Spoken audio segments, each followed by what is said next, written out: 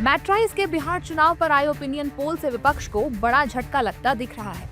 दरअसल बिहार विधानसभा चुनाव 2025 से पहले आए इस सर्वे में कांग्रेस की सीटों में भारी गिरावट के साथ सिर्फ 7 से 10 सीटों में सिमटने का अनुमान जताया गया है।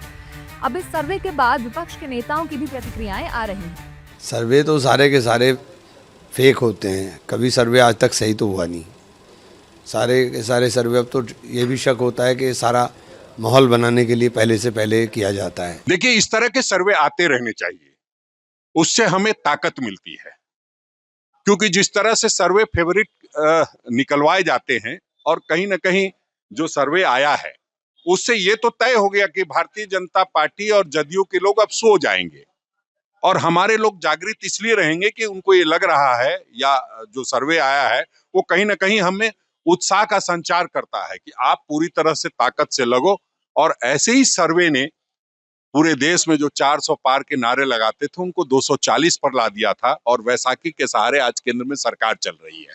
तो हम हर सर्वे का स्वागत करेंगे और निश्चित रूप से उस सर्वे से प्रेरणा लेंगे कि हमें और पूरी ताकत के साथ चुनाव में जाना है। इस सर्वे को लेकर एनडीए के नेता खुश दिख रहे हैं और महागठबंधन की हार का दावा कर रहे हैं। देखिए, एनडीए किसी भी परिस्थिति में 200 सीट लाएगी।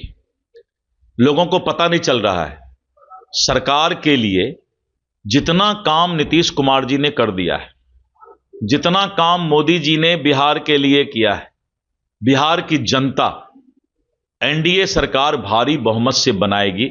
क्योंकि विकसित बिहार का सपना मोदी के गारंटी पर ही चलेगा और मोदी के गारंटी पर जनता विश्वास करती है। देखिए, सर्वे जो आया है हम इसको बिल्कुल सही मानते हैं और हम ये मानते हैं कि आईएनएस का सर्वे तो बहुत बेहतर है ही, लेकिन हम लोग को इससे ज़्यादा की उम्मीद है। जिस तरह से बिहार में काम हुआ है एनडीए के शासन में, जिस तरह से माननीय प्रधानमंत्री जी लगातार बिहार को फोकस कर रहे हैं, बिहार को फंडिंग कर रहे हैं और बिहार में बड़े बड़े प्रोजेक्ट आ रहे हैं। अब देखते हैं एक से एक बड़ा बड़ा ब्रिज, एक से एक एक्सप्रेस वे, एक से एक मेडिकल कॉलेज, दूसरा एम्स बिहार राज्य का पूरे देश का दूसरा राज्य है जहां दो एम्स हुआ है। तो और एनडीए की सरकार में जिस तरह से विकास का काम हो रहा है, हम लोग हर हाल में 200 के आसपास, 200 के पार मानते हैं। और जो सर्वे हुआ है तो हम बधाई देते हैं, धन्यवाद देते हैं आपको सर्वे करने के लिए, लेकिन हमें पूरा विश्वास है कि सर्वे के ऊपर जाएगा।